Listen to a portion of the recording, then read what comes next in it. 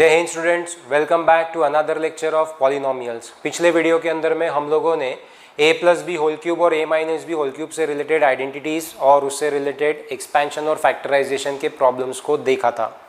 इस चैप्टर के इस वीडियो लेक्चर के अंदर में हम लोग चैप्टर की लास्ट आइडेंटिटी को देख रहे हैं ऑफिशियली। दो और आइडेंटिटीज़ है जो कि छोटी सी आइडेंटिटीज़ है और वो टेक्स्ट बुक में एक्सरसाइज के अंदर दी हुई है, not as identities but as problems, लेकिन हम उसको भी आइडेंटिटीज़ के तौर पर ही पढ़ेंगे। तो ऑफिशियली ये लास्ट आइडेंटिटी हम लोग सीखने जा रहे हैं, लेकिन इसके बाद दो आइडेंटिटीज़ और रहेगी तो हम उसको प्रॉब्लम्स के तौर पे देख लेंगे, लेकिन आइडेंटिटीज़ के तौर पे भी समझेंगे साथ ही साथ। ओके, तो अभी जो लास्ट आइडेंटिटी है इसको पहले समझते हैं, और इसको समझते वक्त आप लोग बिल्कुल भी गलती ये मत करना कि यहाँ पे आइडेंटिटी ख़त्म हो गई है। मैं आगे और चीज़ें बताने वाला हूँ, इसलिए वीडियो को पूरा एंड तक ज़रूर देखना, ठीक है। तो चलिए, यहाँ पे आइडेंटिटी हमको दी है कि a cube plus B cube plus C cube minus 3abc अगर होता है तो उसका आंसर क्या आएगा? फैक्टराइज्ड फॉर्म में। ये एक्सपेंडेड फॉर्म है, ये फैक्टराइज्ड फॉर्म है। बोले सर इतना बड़ा, ये एक्सपेंडेड होना चाहिए। तो एक्सपेंडेड में आप लिटरल मीनिंग पे नहीं जाते हो, आप ये देखते हो कि उसका टेक्निकल मीनिंग क्या है। एक्सपेंडेड का टेक्निकल मीनिंग क्या होता है कि जहाँ पे एडिशन और सब्ट्रैक्शन से टर्म्स सेपरेट होते हैं। और फैक्टराइज्ड फॉर्म का मतलब क्या होता है? जब दो या दो से ज़्यादा ब्रैकेट्स लिखे रहते हैं और ब्रैकेट्स के बीच में मल्टीप्लिकेशन होता है, तो दैट इज़ फैक्टराइज्ड फॉर्म। तो यहाँ देखो दो ब्रैकेट्स हैं और दोनों के बीच में मल्टीप्लिकेशन का ऑपरेशन है। हाँ, एक चीज़ मैंने और बताई थी कि परफेक्ट फैक्टराइजेशन तभी माना जाता है जब ब्रैकेट के अंदर लीनियर टर्म्स हो, लेकिन यहाँ पे आप देख सक रहे हो कि यहाँ पे क्वाड्रेटिक टर्म्स हैं, तो इसके और फैक्टराइजेशन होने चाहिए थे बट होते नहीं हैं, इसलिए ये लास्ट रहेगा। मैंने आपको बोला था वैसे होना चाहिए बट नहीं होता है, ऑप्शन नहीं है तो आप कुछ नहीं कर सकते हो। तो यहाँ पे आपको इन दो ब्रैकेट्स को ही इसके फैक्टर्स मानने पड़ेंगे। चलिए बात की बात, पहले हम आते हैं फैक्टर्स, यानी उसका वैल्यू कितना होता है। a cube plus B cube plus C cube minus 3abc is equals to a plus B plus C into A square plus B square plus C square minus ab minus bc minus ac, ये उसका answer होता है। अब इसको याद कैसे रखें last में देखेंगे। पहले हम सीखते हैं कि ये डिराइव कैसे होता है। तो डिराइव करने के लिए मैं बेसिकली राइट हैंड साइड को लूँगा, उसको सॉल्व करूँगा और लेफ्ट हैंड साइड के जैसा बना के दूंगा। आप कैसे भी सॉल्व करते हो तो एक ही बात होती है, यहाँ पे हमारे पास ऑप्शन नहीं है, राइट हैंड साइड ही सॉल्व करना पड़ेगा, ठीक है।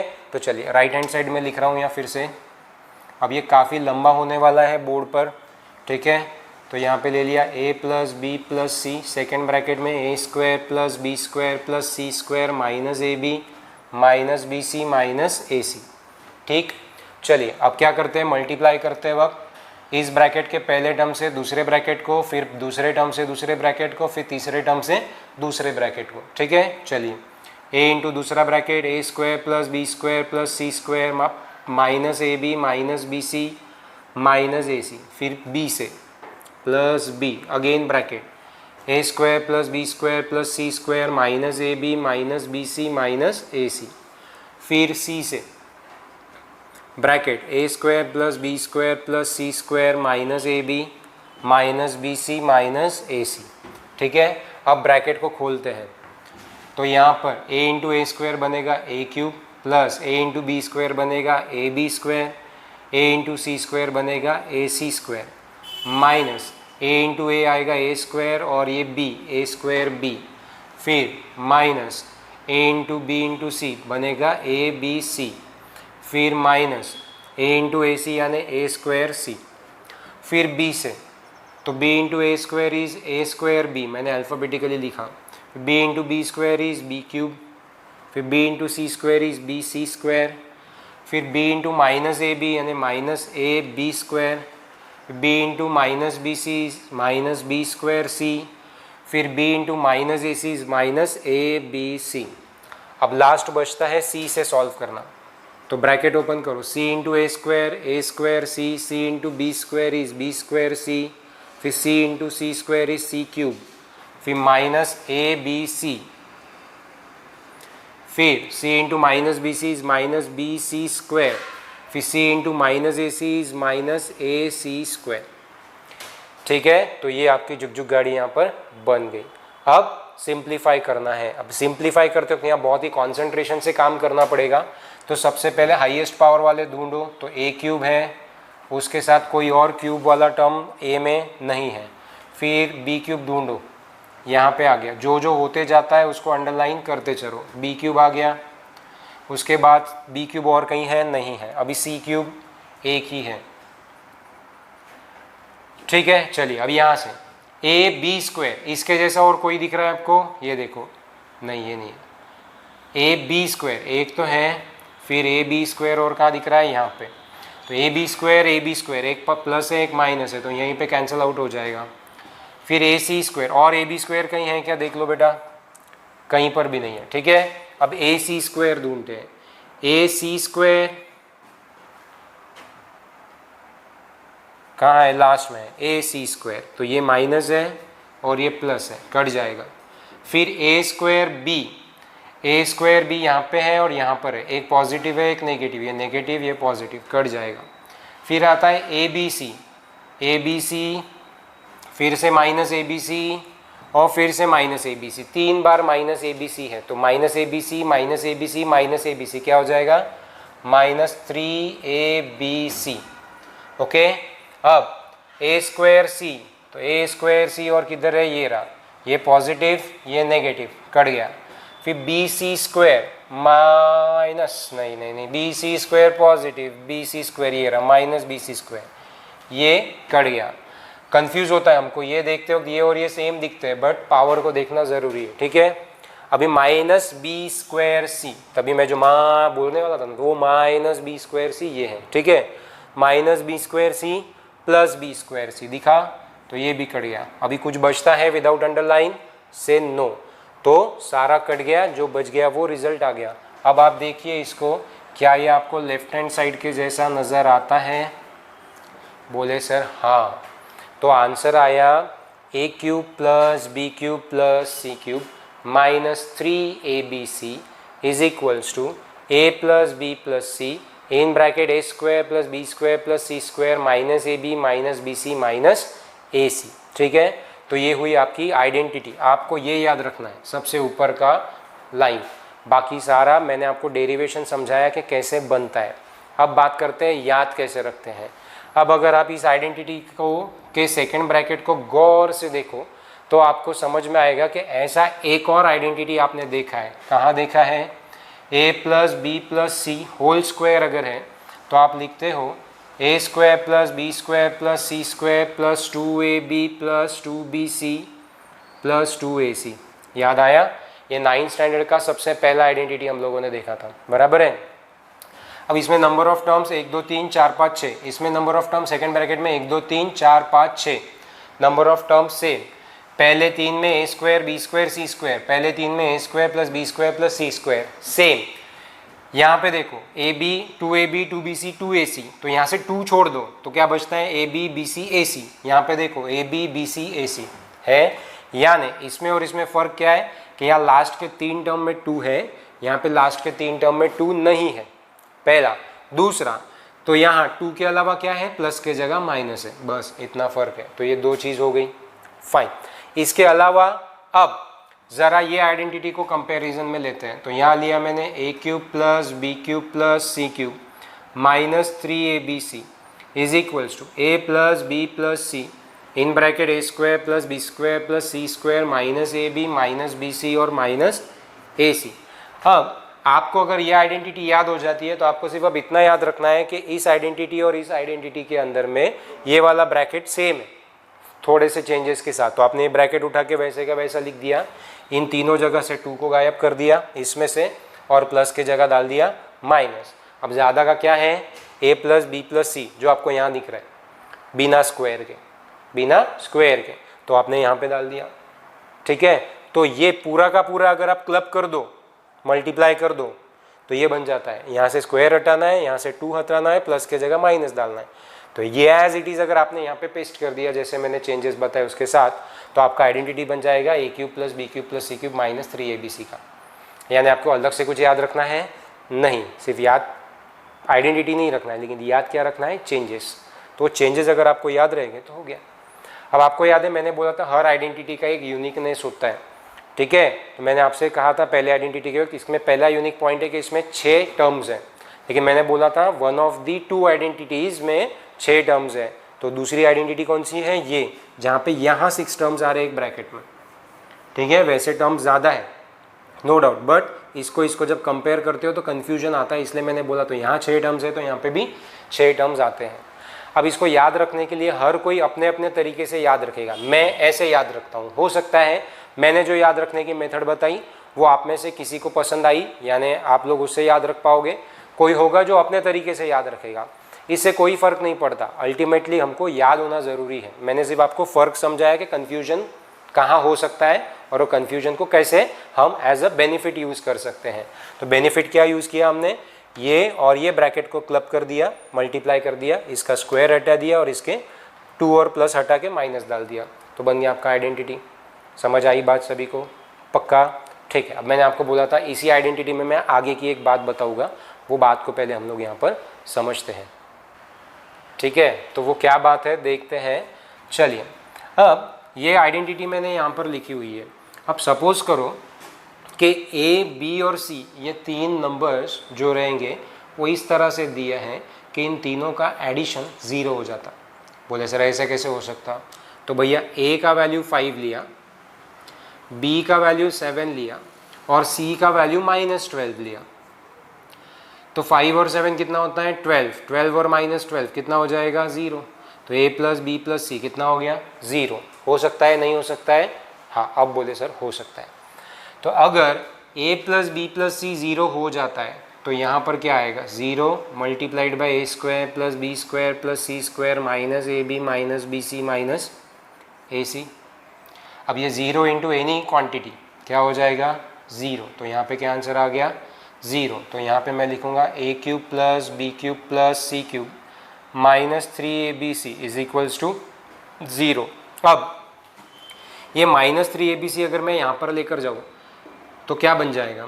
a³ plus b³ plus c³ minus 3abc उधर जाएगा तो क्या बन जाएगा? Plus 3abc। तो ये एक नई आइडेंटिटी हो गई, a³ plus b³ plus c³ is equals to 3abc। किससे आया? इससे आया। लेकिन इससे कब आया? जब a plus B plus C is equals to 0 आया, अदरवाइज ये कभी भी नहीं आया। बराबर है? तो क्यों आया? इसके वजह से a plus B plus C 0 आया, उस वजह से a³ plus b³ plus c³ is equals to 3abc हम लोग लिख पाए, अदरवाइज नहीं लिख पाते। इसका मतलब ये आइडेंटिटी तभी लगेगी जब if and only if and only if को कभी कभी ऐसा लिखते IFF, if and only if a plus B plus C comes out to be 0, a plus B plus C comes out to be 0। तो जब a plus B plus C 0 रहेगा, ऐसी situation जब बनेगी कि उनका वैल्यू सम करने के बाद 0 आता है, तो बेटा a³ plus b³ plus c³ का वैल्यू डायरेक्ट क्या आ जाएगा? 3abc।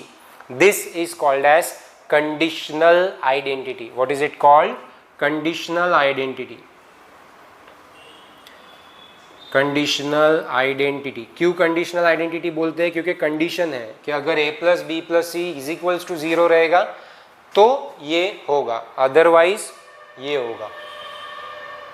बराबर है? तो अगर ये कंडीशन बनी तो ये बनेगा, इसलिए इस आइडेंटिटी को क्या बोला गया?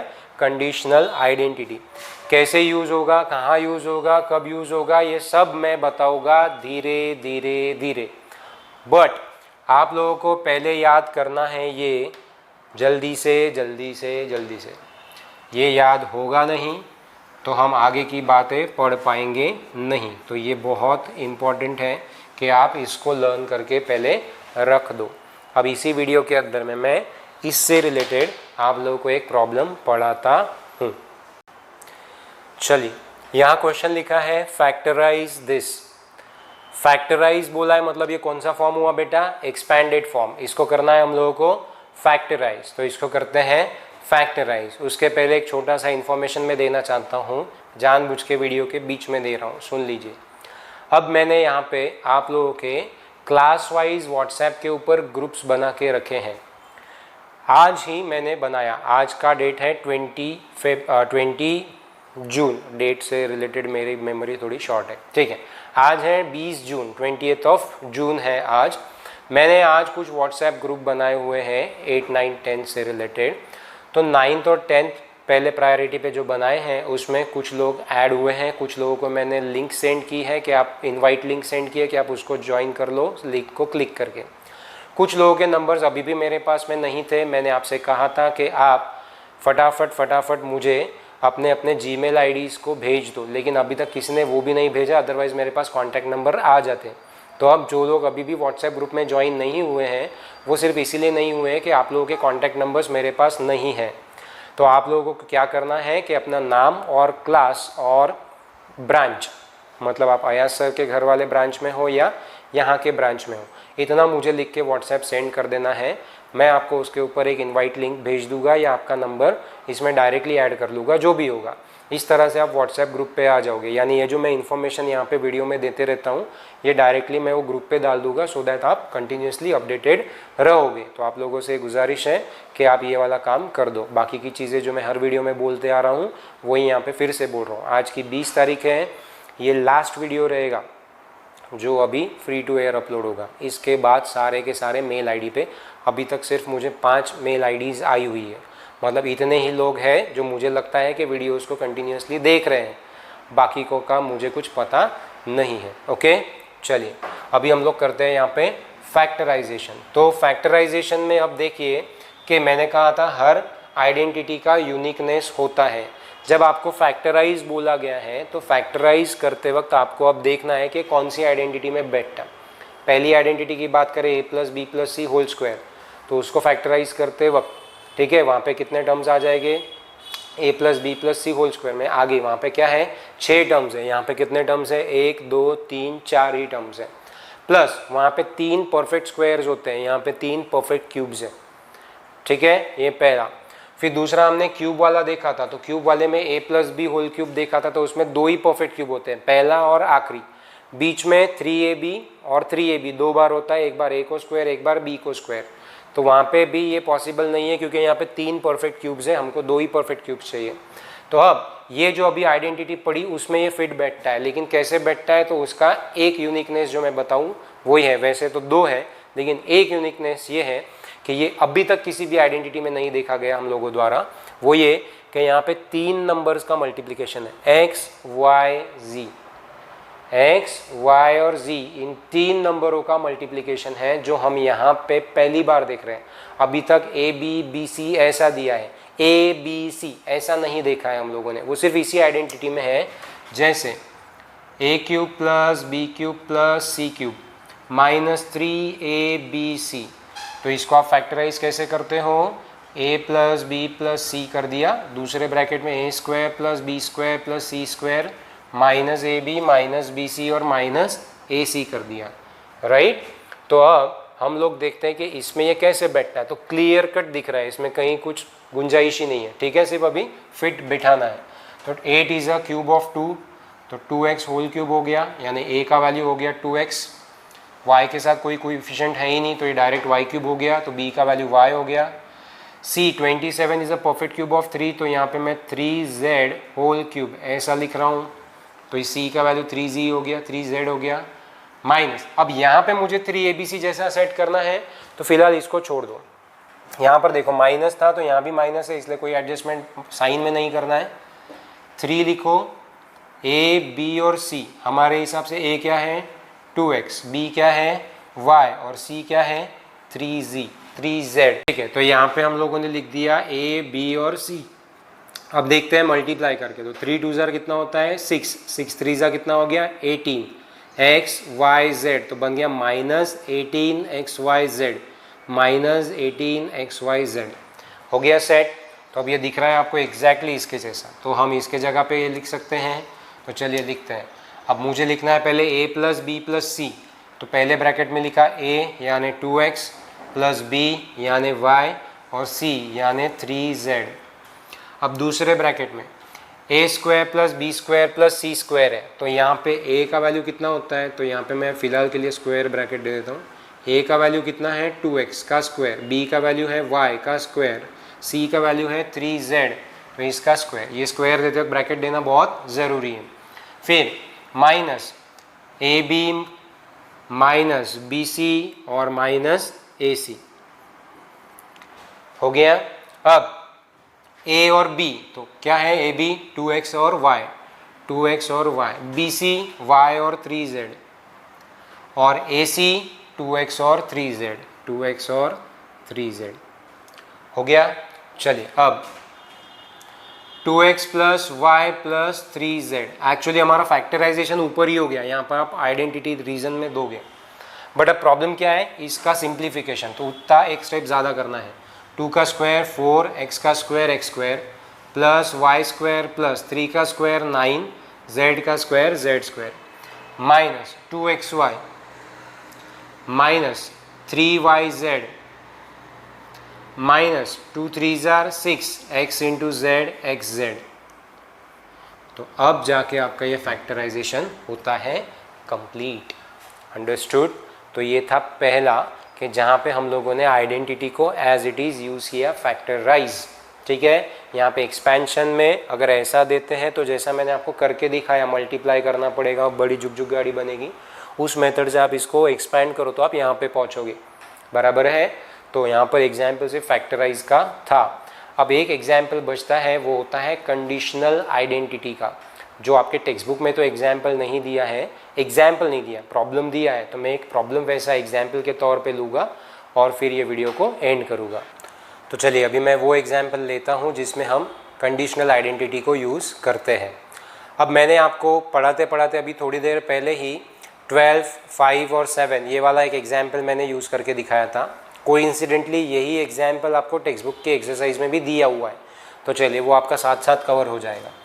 अब यहाँ पे क्वेश्चन आपको बोला रहेगा कि विदाउट फाइंडिंग एनी क्यूब्स और without any multiplicative calculations find the value of, यहाँ पे बोला रहेगा 7 cube plus 5 cube plus minus 12 whole cube, ये आपको बोला रहेगा। अब बिना क्यूब करे आपको इसका आंसर निकालना है, तो आपको यहाँ पर फटाक से स्ट्राइक हो जाना चाहिए। अगर आपको 3 क्यूब्स यहाँ पर दिए हैं तो आपको एक स्ट्राइक हो जाना चाहिए कि कंडीशनल आइडेंटिटी हो ना हो यहाँ पे यूज़ हो सकती है, बाकी का कुछ नहीं। 3 क्यूब्स दिखे, आगे कुछ भी नहीं है, सिर्फ 3 क्यूब्स दिखे तो सबसे पहले कंडीशनल आइडेंटिटी आप दिमाग में लाओगे। ठीक है, अब आप क्या बोलोगे यहाँ पे सॉल्यूशन में, लिखना कैसे ये भी बता रहा हूँ मैं। Let a is equals to 7, b is equals to 5 and c is equals to minus 12।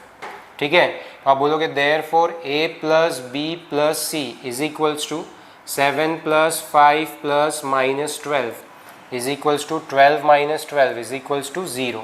ये आपने पहले लिख दिया, कंडीशन फॉलो हो गई, यहाँ पे फुलफिल हो गई। तो आप बोलोगे कि since a plus b plus c is equals to 0, therefore a cube plus b cube plus c cube is equals to क्या आएगा 3abc। यानी यहाँ पे कंडीशनल आइडेंटिटी हमने अप्लाई करी। अब a के जगह क्या लिखोगे 7 क्यूब, b के जगह पे 5 क्यूब और c के जगह पे माइनस 12 क्यूब, तो इज इक्वल टू आंसर क्या आ जाएगा 3 इंटू 7 इंटू 5 इंटू 12। ठीक है, अब देखो यहाँ पे 7 3 जा कितना होता है 21, 12 5 जा कितना होता है 60। मल्टीप्लिकेशन भी इस तरह से करो कि राउंड फिगर कहीं ना कहीं बननी चाहिए, इजी जाता है, और 5 का पूरा पूरा इस्तेमाल करने का। अब 6 1 जार 6, 6 2 जार 12 और ये 0, तो हमने यहाँ पर कहीं पर भी 7 5 और 12 का क्यूब नहीं किया, बावजूद इसके हम लोगों ने इसका आंसर निकाल दिया।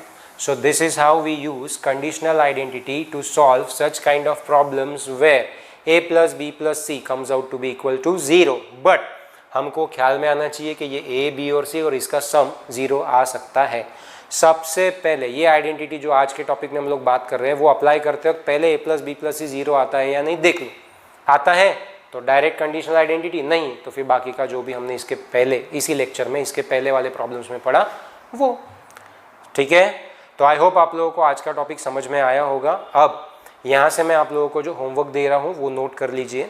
इसके पहले के वीडियो में मैंने आप लोगों को क्वेश्चन नंबर 8 तक होमवर्क दिया था। अब यहाँ पे होमवर्क में आपको 9th और 10th क्वेश्चन को छोड़ देना है।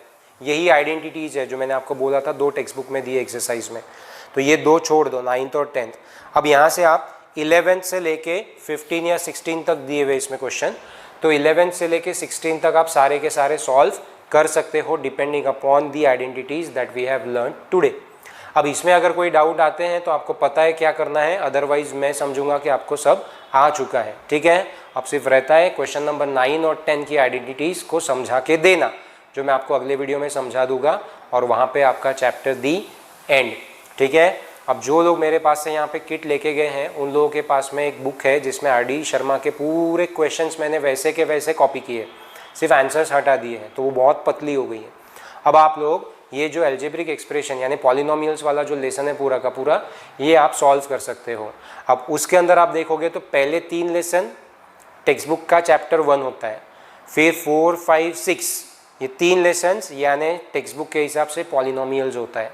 तो ये अब आप आराम से उसको सॉल्व कर सकते हो अगर आप ये वीडियो तक पहुंच गए हो तो। ठीक है, अब इसके बाद क्या होगा ये भी मैं आपको बता दे रहा हूँ। जैसे ही अभी मैं सेकंड वीडियो यानी लास्ट वीडियो इस लेसन का डालूंगा, उसके तुरंत बाद मैं, जैसे हमने हेरॉन्स फार्मूला की वर्कशीट्स डाली थी www.ayassir.com पे, तो उसके ऊपर मैं वर्कशीट पोस्ट करूँगा alternate day, worksheet solution, worksheet solution, worksheet solution, इस तरह से सेम पैटर्न में फॉलो करूँगा आपके व्हाट्सएप ग्रुप पे, वहाँ पे भी मैं डालूँगा। तो कोई अगर वेबसाइट से नहीं ले रहा है तो वो व्हाट्सएप ग्रुप में अगर है तो वहाँ से वो ले लेगा। ठीक है, उसके बाद हम लोग इसी की टेस्ट लेंगे जैसे हम लोगों ने 15 जून को डाली थी हेरॉन्स फार्मूला पे, तो वैसे ही इसी लेसन के ऊपर भी एक टेस्ट होगी। ठीक है, तो उसी पैटर्न में होगा, ये भी मैं ग्रुप पे टेस्ट पोस्ट करूँगा। और अभी ये 20 तारीख आज जो है, तो ये 20 तारीख को आप लोगों को हेरॉन्स फार्मूला का डेडलाइन था टेस्ट सबमिट करने का। जिन्होंने की है उनके पेपर्स चेक हो चुके हैं, आप लेके जा सकते हो। ठीक है, उसके बाद मैं वह वेबसाइट के ऊपर उस हेरॉन्स फार्मूला के टेस्ट का सॉल्यूशन भी डालने वाला हूँ, तो अभी वो 21 जून को उसके ऊपर आ जाएगा।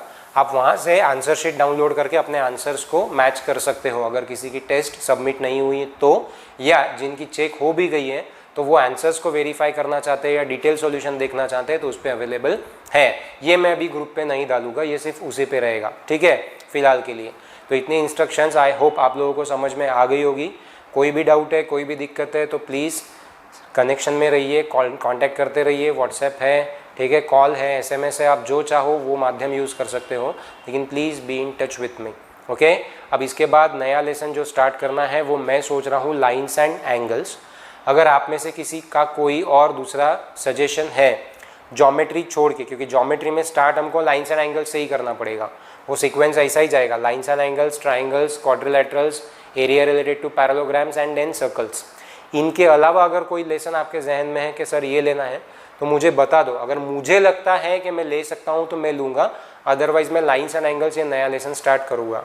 तो इसके बाद एक और वीडियो आएगा पॉलिनोमियल्स का एंड दैट्स इट। उसके बाद डायरेक्ट हम लाइन्स एंड एंगल्स स्टार्ट करेंगे, लेकिन बीच में जो गैप रहेगा उसमें वर्कशीट सॉल्यूशन एंड टेस्ट, ऐसा चलेगा।